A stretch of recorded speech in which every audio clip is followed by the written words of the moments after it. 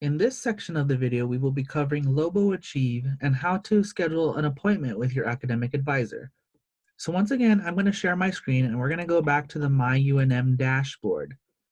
So once you're here on the dashboard, you're going to find the Lobo Achieve link, which should be under the academic resources block, which for me, it's located right here. So I'm going to go ahead and click on Lobo Achieve. And you will find that with UNM systems, oftentimes than not, asks you to re-log in again.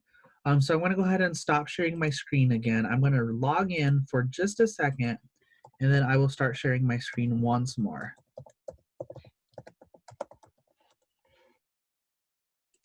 Bear with me just a second. Okay, so I'm going to go ahead and share my screen again. And here we can see we are on the Lobo Achieve homepage.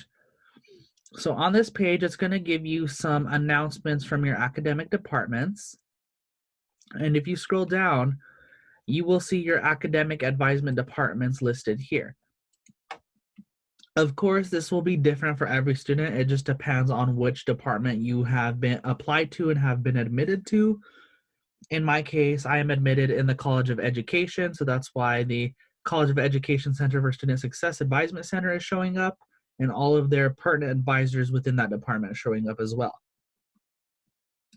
If you have not been admitted to an academic department yet, or you haven't declared a major, in other words, you're still unsure, there is another way to schedule appointments with advisors, which I will show you as well. So first, let's just assume that we know which department that we are supposed to be in. In my case, I'm in the College of Education. And you can see here all of the advisors who are listed. You can click on this about to get more information about them. And you can click on this green email button to send them a direct email through your UNM email. I already know which advisors I like, so I'm going to go ahead and click on the schedule button here. And it's going to give you basically a list that you can sort through to create an appointment with an advisor. You can also filter it by calendar view if you prefer that method. So for example, if you want to choose a specific advisor to view, you can check or uncheck the box next to their name. In this case, there is a particular advisor that always advises me, so I'm going to go ahead and uncheck everybody except for Martina Rivera right here. And so I can see that the week that I'm recording this video, she is not offering any appointments. So then I have to go ahead and move to the next week, and there she's not as well. And let me go to the following week. So it seems like either Martina isn't offering any advisement appointments this semester, or maybe she's on leave. I'm unsure. So now I have to pick the next best thing. So let's say, for example, one of my classmates, they've been advised by Glenna Doctor right here, and they say that she is really good. So I'm going to say, okay, let me go ahead and pick her and see if she is also an available option. As I can see here, she's not showing up, so maybe she's available for next week. Perfect. So under the calendar view, you can see all of these green clickable buttons on the calendar are appointments that I can make with this advisor. So it is set up this way. That way, you know, if you have classes at specific days and times, you can pick appointments that will work with your schedule.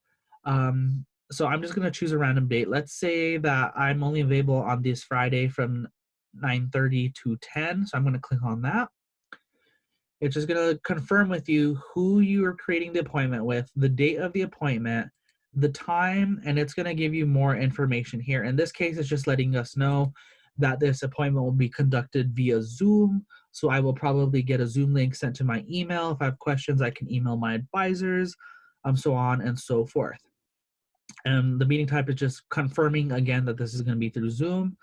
And here where it says, please describe why you're making this appointment. This is mostly for your records, but you can also put information here to let your advisor know how to prepare for this meeting. So for example, let's say I want to change my major, I would put that here, or I just want to remove my hold, so on and so forth. And you would do that and click on schedule, and then your appointment is made. I also want to point out too that you can filter it by several advisors at once. I don't know any of these other advisors, so I'm just going to pick Mariah here on the bottom and see. So now you're going to see it looks even more busy because different advisors are here on different days. And of course, you could always do it by the list view too. The list view, if you're doing multiple advisors, I recommend using the list view. Whereas if you're viewing a single advisor, I recommend the calendar view because it's easier to read that way.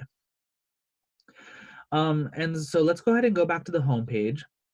If you are within several academic departments like I am, I'm in the College of Education and I'm also in the Honors College, they will all be listed here.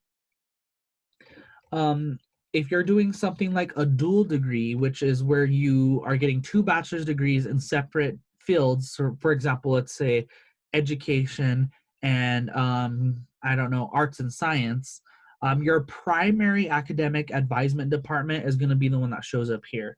In order to find your second college, you're going to have to search for an advising office, which I'm going to showcase right now.